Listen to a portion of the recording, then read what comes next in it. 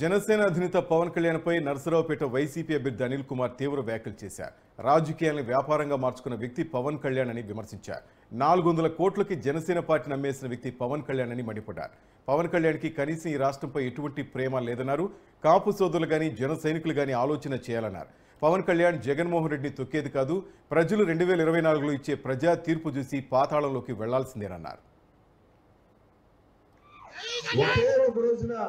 చాలా నేను రాజకీయాలు చేయను అని చెప్పి ట్రూత్స్ అని చెప్పేసి నేరుగా అతను రాజకీయాల్ని సినిమాలాగా వ్యాపారం చేసుకుంటున్నాడు. అంతే 2 సినిమాలు చేయాలంటే కష్టపడాలి కాబట్టి అప్పుడప్పుడు వచ్చి షూటింగ్లు చేసుకొని అప్పుడప్పుడు వచ్చి అట్టట్టు అనేసి హోల్సేల్ గా 400-500 కోట్లు ఈ రోజు ఇంతకొస్తుంటే అది పెద్ద వ్యాపారంగా భావిస్తా ఉన్నాడు. అంతే తప్ప అతనికి ఏమీ ప్రేమ లేదు, ఏమీ లేదు, తొక్క లేదు.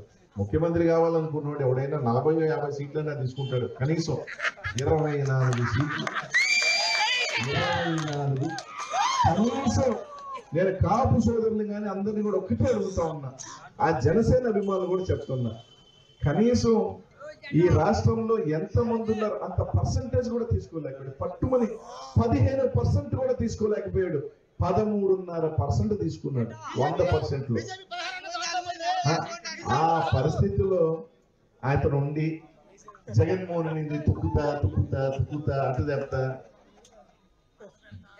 2024 జూన్ వస్తుందో ఎన్నికల బాక్సులు ఎప్పుడు ఓపెన్ అవుతాయో, మేము ఓపెన్ అవుతాం, జూన్ ఓపెన్ అవుతాం. ఓపెన్ చేసిన తర్వాత 7 ఓట్లు ఆ పరిస్థితి ఉంటుంది. అందరూ ఆలోచన చేయండి. 200 నాయకులు